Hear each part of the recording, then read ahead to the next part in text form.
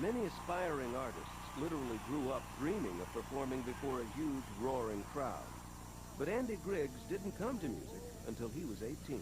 Yeah, as long as I live, there will always be a place you belong here beside me.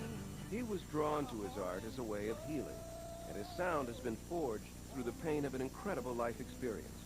His is a voice filled with true emotion. So I promise you now that you won't ever be lonely. There is a unique emotion that he has that I think very few singers in this town have. I think the emotion comes from his past, you know, and from growing so much and losing so much. Having survived more than his share of grief and personal loss, Andy Griggs has channeled all that combined emotion into every performance. And the truth that comes across resonates with fans and fellow artists alike.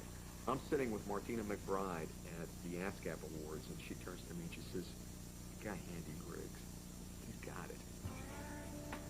Growing up in the deep southern town of Monroe, Louisiana, Andy never dreamed of singing country music.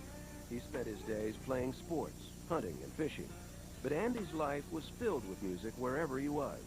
You know, was raised in church, strict Southern Bible Belt, you know, and before I was learning Sunday school songs and church rhymes, you know, that children learn, I was learning Your Cheating Heart and Kalijah and Folsom Prison Blues. You know, I knew all those songs. By the time I could talk, I knew them, you know. Andy and his older brother Mason discovered their love of country music from their father, Darrell.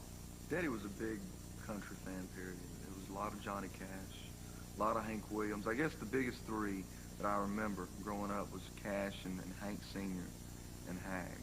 And it was because of Darrell Griggs that Andy and Mason learned to take solace in music. Their father died suddenly of a brain tumor when Andy was just 10 years old. Struggling to cope with their loss, the boys went to their dad's room and played his favorite record. It was an album that my dad listened to. That's one of the ways we said goodbye. Went in his room and we put that Merle Haggard album on and played it.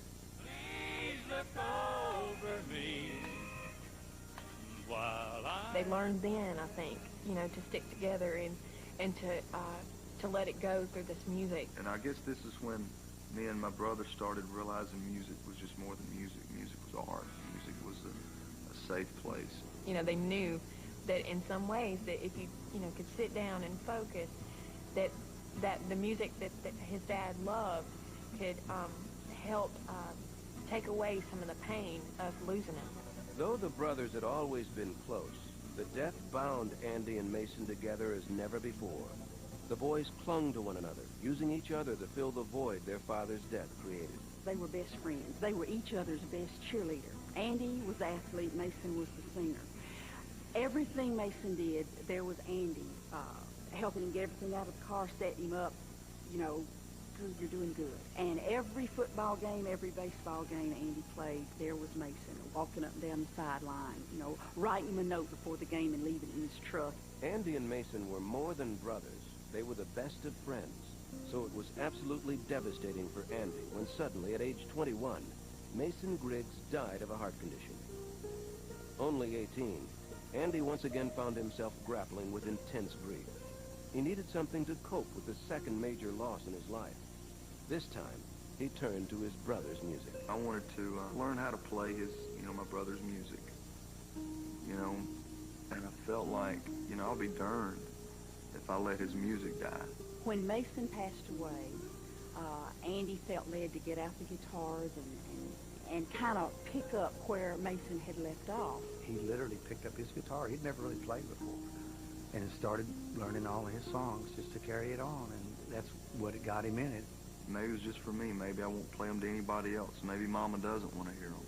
You know, maybe it's too hard on her. Maybe I'll once a year I'll get the guitar out and play a couple of songs. But I'll be darned if I'm not going to sit here. I'm going to learn how to do this. Andy may have started playing as a means of grieving the loss of Mason, but he soon made a surprising discovery. He found a part of himself in music. You know, man, I mean, when I jumped in the pool, brother, I jumped in the deep end. I'd stay up all night. just, that guitar was the only magnet I had in my life. I was so drawn to it. Andy began to pursue music with a passion he had never felt for anything else. He soon found himself playing with Mason's old country gospel group, God's Country. Next thing you know, he's playing with some of his brother's musicians, same guys, and he's starting to play those church things and going out and performing. Andy began slowly working through his grief on stage. Audiences could feel the passion he put into the music. With each new performance, Andy's natural gifts flourished, and the young man transformed into a soulful singer. Eventually, Andy wound up performing with the gospel group, the Sullivans. It was there he met the youngest Sullivan daughter, Stephanie. The date was February the 25th. And I walk in and I'm meeting them, you know, and there she is, and she was playing piano. It was really one of those moments where we both just kind of stopped. We'd never seen each other before, ever. Back home we call it Twitter-pated. I sure did get Twitter-pated. I'm a Christian, and I believe that that God was going to send me someone that was supposed to be my soulmate. And from the time that I saw him, it was almost like something I didn't want to believe, you know, but it was so strong, the connection between us two, that I had to. And a year later, we get married. So I've known her exactly to the day 1 year, because we got married February the 25th of '95. Believing deeply in her new husband's gift, Stephanie encouraged Andy to follow his dreams, even though they both knew the odds were stacked against them.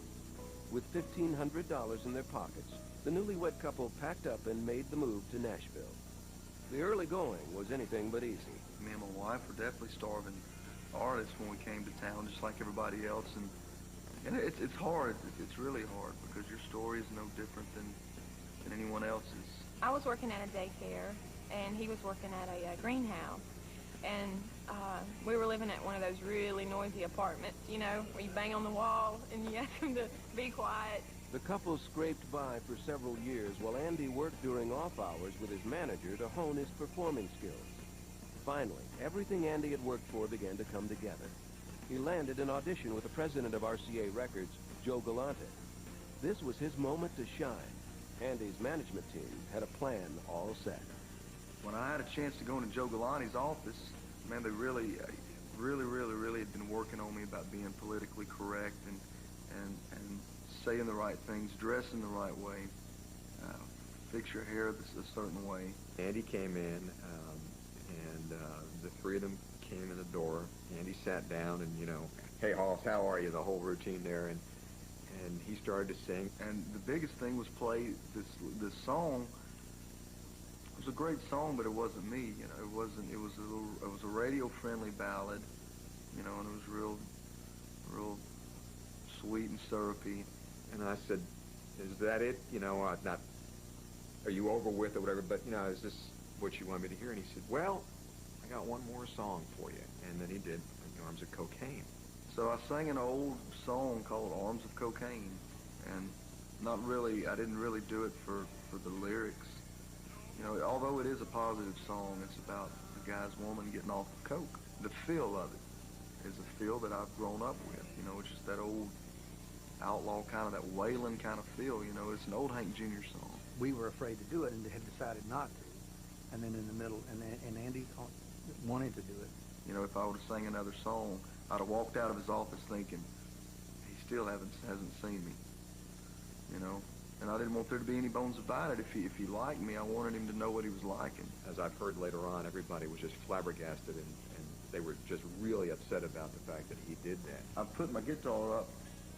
He says, okay. And he didn't even tell me he liked it, man. He just stood up and he opened the door and he said, thanks for coming in. So we walk out, so was I the unpopular one, you know, in that elevator going down. After years of struggling and hardship, Andy had finally gotten his big break, and it looked like he'd blown it. When CMT Inside Fame continues. I'm sure when he went down the elevator, everybody was going, oh my God, cocaine, country music, what are you doing?